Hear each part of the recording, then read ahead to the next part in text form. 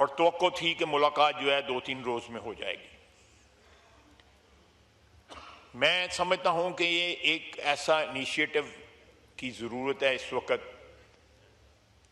जिससे आलमी इस्लाम का इत्तेहाद नज़र आए और इजराइल के साथ जहां जहां भी इस्लामी दुनिया में ताल्लुकात हैं उनको मुनक़ता होना चाहिए। बच्चों के कातिल, ख्वातीन के कातिल, फ़लस्तीन की तबाही के जिम्मेदार, उनके हाथ खून में, मुसलमानों के खून में रंगे हुए हैं, फ़लस्तीनियों के खून में रंगे हुए हैं।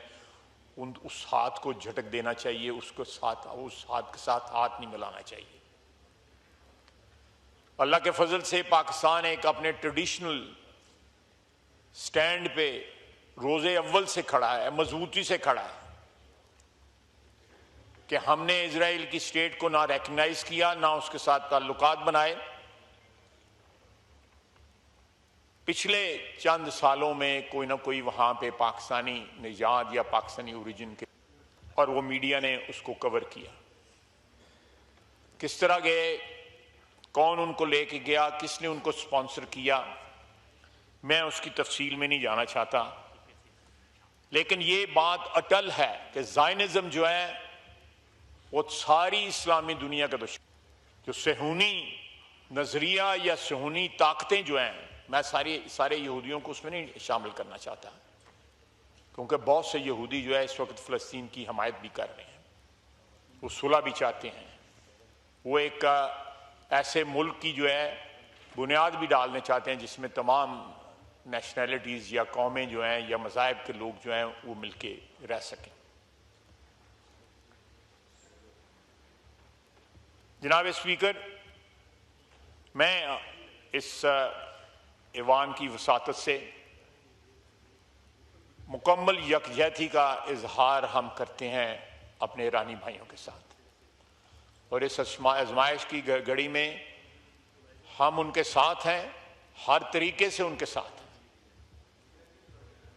उनको जिस किस्म की ज़रूरत होगी इंटरनेशनल लेवल पे, यूनाइटेड नेशंस पे या किसी और अदारे पे या इस्लामिक कॉन्फ्रेंस के अदारे पे, कहीं भी हम उनके मफादात का जो है तहफ़्फ़ुज़ करेंगे इंशाअल्लाह ताला। वो हमारे भाई हैं, हमारे हमसाए हैं, उनका दुख दर्द, उनकी खुशियाँ, उनका गम जो है हमारे साथ जो है मुश्तरक है। जनाब आला, मैं आता हूँ फिर दोबारा, मैंने जिक्र किया बुनियान मरसूस का। बुनियान मरसूस का जो मार्का हुआ और जिस तरह पाकिस्तान को फतह हासिल हुई, उससे बहुत सारे, एक तो बैरूनी महाज पे हमें फ़वाइद हासिल हुए, कौम का इज्जत और वक़ार जो है वो बुलंद हुआ, और एक कंपैरिजन लोगों को मिला, पाकिस्तानी कौम को मिला कि आज से चंद साल कबल जब अभिनंदन आया था तो कमेटी रूम नंबर 2 में एक मीटिंग हुई थी और 1.5 घंटा हम वहां पे बैठे रहे कि वजीर आज़म साहब आए उस वक्त के और कोई फैसला हो। लेकिन उस वक्त आर्मी चीफ जनरल बाजवा और उनके दरमियान मशवरे अलहदगी में होते रहे इसी बिल्डिंग के अंदर, इसी इमारत में। लेकिन उन्होंने जहां सारी की सारी पार्लियामेंट रिप्रेजेंटेड थी, असद कैसर साहब भी वहां पे मौजूद थे, उन्होंने उसमें शिरकत से, लेकिन फैसला जो है जो कुछ हुआ वो आपके सामने है। हमने अभिनंदन को वापस किया और वो एक सरेंडर था। आपको याद होगा इसी ऐवान में टांगें या टांगें कांपने की जो बात हुई, आपको भी टारगेट किया गया उस पर। ये सारा तारीख है और हम उस तारीख पे उस वक्त भी शर्मिंदा हुए, आज भी शर्मिंदा है कि आर्मी चीफ और उस वक्त के वजीर आजम ने मिलके कौमी वकार को ठेस पहुंचाई, और जो फतह उस वक्त एयरफोर्स ने हासिल की, एक जहाज जो है पाकिस्तानी स्पेस को जिसने वायलेट किया, उसको गिराया और उसके पायलट को हमने गिरफ्तार किया। लेकिन एब्जेक्ट सरेंडर जो है विदिन 24 आवर्स जो है हमने किया। क्या वजूहत थी मैं उसकी तफसील में नहीं जाना चाहता, लेकिन अब जो हुआ फॉर्चुनेटली मेरे लिए ये बड़ा फख्र का मुकाम है कि मैं उस सारे प्रोसेस का हिस्सा रहा। जिस तरह बुलंद हौसले ने, मैंने दोनों सिचुएशंस देखी ना, उस वक्त जनरल बाजवा साहब का और वज़ीर-ए-आज़म का भी हौसला देखा उस वक्त के, और इस वक्त भी मैंने हौसले देखे अपनी अफवाज के जो चीफ थे तीनों के, उनके हौसले देखे। उस रात जो है आधी रात को ये फैसला हुआ कि हमने रिएक्ट करना है, रिटेलिएट करना है, जवाब देना है।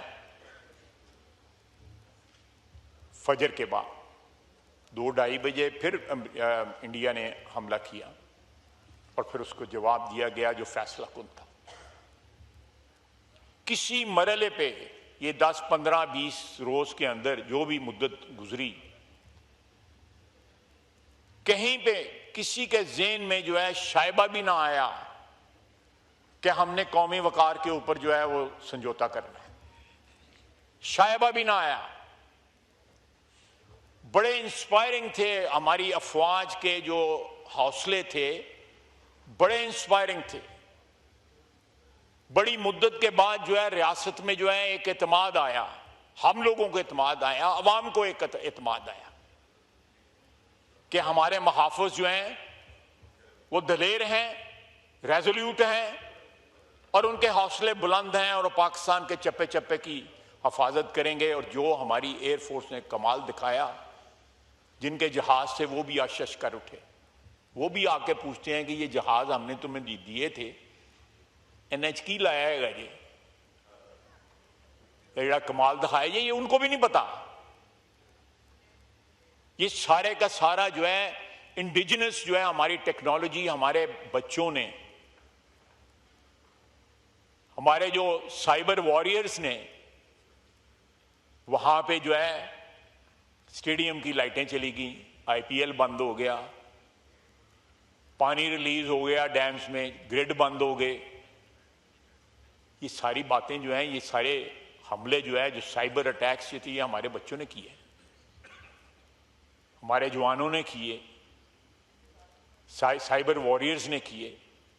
हमें हमें जो है इस फतह के ऊपर जो है तमाम उम्र जो है ता क़यामत जो है फख्र होगा कि किस तरह ये जंग लड़ी गई और पूरी कौम जो है मुत्तहिद होके अपनी अफवाज के पीछे खड़ी थी।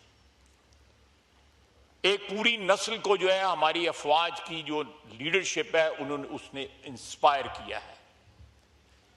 रियासत के अंदर एतमाद जो है वो कहीं नीचे था, वो आसमान को छू रहा है। जनाब स्पीकर, बजट के दिन है, फौज की मजबूती और मईशत की मजबूती दोनों हैंड इन हैंड चलते हैं। हमने पिछले 1 साल के अंदर स्क्रैच से, मैं लंबी चौड़ी फिगर्स के चक्कर में चाहता, मैं कोई इतना ना मैं इकोनॉमिस्ट हूं ना कोई बजट का एक्सपर्ट हूं, लेकिन आज से 1 साल कबल जो है, 1 साल से कुछ ज्यादा अरसे में जो अचीव किया है, मैं वज़ीर ख़ज़ाना को खराज तहसीन पेश करता हूं।